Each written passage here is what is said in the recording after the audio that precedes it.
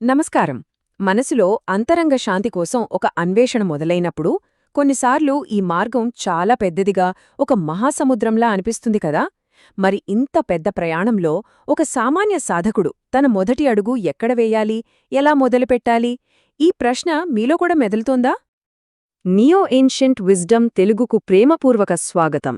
మనం పతంజలి మహర్షి మనకు అందించిన 195 యోగసూత్రాల పవిత్ర యాత్రలో ఉన్నాము. ఈ యాత్రలో భాగంగా ఇది 20వ సూత్రం యొక్క విశ్లేషణ.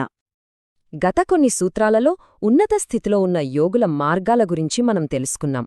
అయితే ఇప్పుడు పతంజలి మహర్షి మనందరి కోసం, అంటే ఎవరి హృదయంలో అయితే భగవంతుణ్ణి చేరాలనే నిజాయితీగల తపన ఉందో వారందరి కోసం ఒక చాలా అందమైన, స్పష్టమైన దారిని చూపిస్తున్నారు. ఈ పవిత్రమైన సూత్రం యొక్క దివ్యమైన ప్రకంపనలను మనస్సుతో ఆలకించండి. చాలా నెమ్మదిగా శ్రద్ధ, వీర్య, స్మృతి, సమాధి, ప్రజ్ఞ, పూర్వకం, ఇతరేషాం. ఇప్పుడు ఈ దివ్యమైన పదాల వెనుకున్న అర్థాన్ని ఒక్కొక్కటిగా చూద్దాం. శ్రద్ధ అంటే అచంచలమైన విశ్వాసం, ఒక లోతైన నమ్మకం. వీర్య అంటే బలవంతంగా తెచ్చుకునేది కాదు, అది ఒక దివ్యమైన శక్తి, ఉత్సాహం. స్మృతి అంటే నిరంతరం భగవంతుణ్ణి గుర్తుంచుకోవడం, ఎరుకతో ఉండటం. సమాధి అంటే ఏకాగ్రతతో పూర్తిగా లీనమైపోవడం. ప్రజ్ఞ అంటే అనుభవం ద్వారా వచ్చే స్వచ్ఛమైన జ్ఞానం. పూర్వక అంటే వీటన్నిటినీ అనుసరించి. ఇక చివరగా ఇతరేషాం అంటే ఇతరులకు, అంటే మనలాంటి సాధారణ సాధకులకన్నమాట. అంటే ఈ సూత్రం మనకు ఏం చెబుతోందంటే, ఉన్నతమైన మార్గాలను అందుకోలేని మనలాంటి సాధారణ సాధకులకు ఈ అంతరంగ ప్రయాణమనేది శ్రద్ధ, వీర్యం, స్మృతి, సమాధి మరియు ప్రజ్ఞ అనే 5 సోపానాల ద్వారా సిద్ధిస్తుంది. ఇది మనకోసం ప్రత్యేకంగా ఇవ్వబడిన ఒక మార్గం.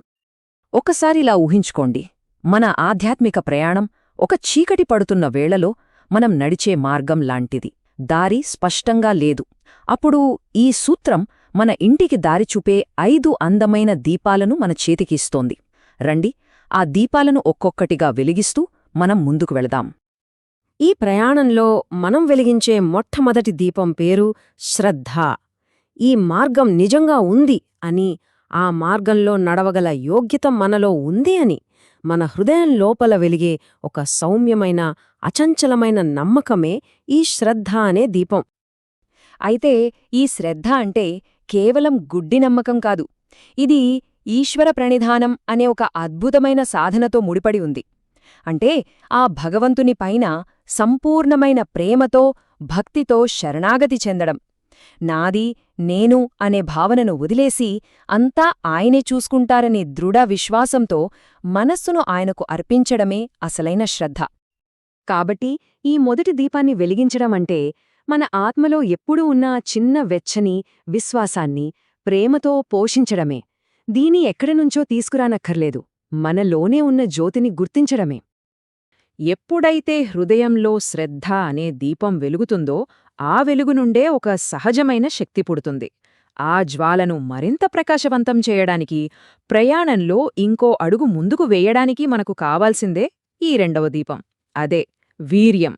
ఇది ఒక ఆనందకరమైన, దృఢమైన శక్తి. చూడండి, వీర్యం అంటే ఏదో కష్టపడి బలవంతంగా చేసే ప్రయత్నం కాదు. ఇది అభ్యాసం నుండి పుట్టే ప్రేమపూర్వకమైన నిబద్ధత. ఈ నిరంతర సాధన మన ఆధ్యాత్మిక సంకల్పాన్ని ఎంతగా బలపరుస్తుందంటే, మన నిబద్ధత ఇక ఎప్పటికీ చెక్కుచెదరదు. మనం ఎప్పటికీ అలసిపోము. శ్రద్ధ నిజంగా ఉన్నప్పుడు ఈ శక్తి దానికదే వస్తుంది.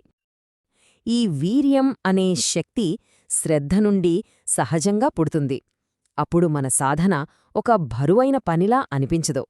మన అంతరంగ జ్యోతిని మనం ప్రేమతో చూసుకుంటున్నట్లుగా ఎంతో ఆనందంగా అనిపిస్తుంది. సరే, శ్రద్ధ అనే దీపం వెలిగింది, వీర్యం అనే శక్తి ప్రవహిస్తోంది. ఇప్పుడు ఈ ప్రయాణంలో మనసు అటూ ఇటూ వెళ్లకుండా, దారి తప్పకుండా చూసుకోవాలి. దానికోసం మనం వెలిగించాల్సిన 3వ దీపం స్మృతి. ఇది జ్ఞాపకమనే దీపం. మన లక్ష్యాన్ని, మనం మోస్తున్న ఈ వెలుగును నిరంతరం గుర్తుంచుకోవడానికి ఇది సహాయపడుతుంది. సూత్రాల్లో చెప్పినట్టుగా స్మృతి అంటే మన ఆధ్యాత్మిక లక్ష్యాన్ని మనసులో సున్నితంగా కాని స్థిరంగా పట్టుకునుండటం. దైవాన్ని, మన అసలు స్వరూపాన్ని ఒక్క క్షణం కూడా మర్చిపోకుండా నిరంతరం మన ఎరుకలో ఉంచుకోవడమే స్మృతి అంటే. ఈ మాటలు మీ హృదయాన్ని తాకుతున్నట్లయితే ఈ ప్రయాణంలో చివరి ఆశీర్వాదం వరకు నాతోనే ఉండండి. ఎంతో లోతైన శాంతి మనకోసం ఎదురుచూస్తోంది. శ్రద్ధ, వీర్యం, స్మృతి అనే 3 దీపాలు ప్రకాశవంతంగా వెలుగుతున్నప్పుడు ఒక అద్భుతమైన స్థితికి చేరుకుంటాము. అది ఒక పరివర్తన. ఆ స్థితిలో మనం కేవలం వెలుగును పట్టుకొని ఉండము, మనమే ఆ వెలుగులో పూర్తిగా లీనమైపోతాము. ఆ దివ్యమైన స్థితే సమాధి. ఈ అందమైన స్థితిలో ధ్యానిస్తున్న వ్యక్తికి, ధ్యాన వస్తువుకి మధ్య ఉన్న తేడా పూర్తిగా తొలగిపోయి రెండూ ఒకటైపోతాయి. అంటే ఆ క్షణంలో నేను ధ్యానం చేస్తున్నాను అనే భావన కూడా ఉండదు. మిగిలేది స్వచ్ఛమైన ఐక్యత మాత్రమే. ప్రేమించేవారు ప్రేమలో ఒకటైపోయినట్లు. ఆ మార్గంలో నడుస్తున్న యాత్రికుడు 3 దీపాలను పట్టుకుని నడుస్తున్నప్పుడు అకస్మాత్తుగా 4వ దీపం తనంతక తానుగా వెలుగుతుంది. ఆ వెలుగులో చూస్తే తన చేతులే ఆ దివ్యమైన కాంతితో ప్రకాశిస్తూ ఉంటాయి. ఆ క్షణంలో వెలుగు వేరు, తను వేరు కాదనే సత్యం అనుభవంలోకి వస్తుంది. తనే ఆ వెలుగైపోతాడు. మొదటి 4 దీపాలు కలిసి సంపూర్ణంగా వెలిగినప్పుడు ఆ దివ్యమైన ఐక్యత నుండి చివరి జ్యోతి అయిన ప్రజ్ఞ స్వయంగా వెలుగుతుంది. ఇది జ్ఞానజ్యోతి.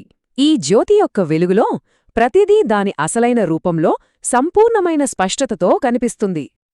ప్రజ్ఞ అంటే పుస్తకాల ద్వారా చదివిన జ్ఞానం కాదు, ఇతరులు చెబితే విన్నది కాదు. ఇది ఒక మెరుపులాంటి ప్రత్యక్ష అనుభవం. సత్యాన్ని నేరుగా చూడడం, అనుభూతి చెందడం. ఇందులో ఎలాంటి కల్మషంగానీ సందేహంగానీ ఉండదు. ఇది మన అంతరాత్మ నుండి ఉద్భవించే స్వచ్ఛమైన సహజమైన వివేకం. మరి ఈ అందమైన దీపాలను మన దైనందిన జీవితంలో ఎలా వెలిగించుకోవాలి? మొదటిది, ప్రతి పనిని భగవంతునికి ఒక అర్పణగా చేస్తూ ప్రేమపూర్వకమైన సమర్పణ భావంతో మీ శ్రద్ధ అనే దీపాన్ని పోషించుకోండి. రెండవది, మీ సాధనను ఒక భారంగా కాకుండా ఆనందంగా నిలకడగా చేయండి. అలా మీ వీర్యం అనే దీపాన్ని వెలిగించండి. అయితే మనందరి దీపాలు ఒకేలా వెలగవు కదా. కొందరివి ప్రకాశవంతంగా, మరికొందరివి మందంగా ఎందుకు వెలుగుతాయి?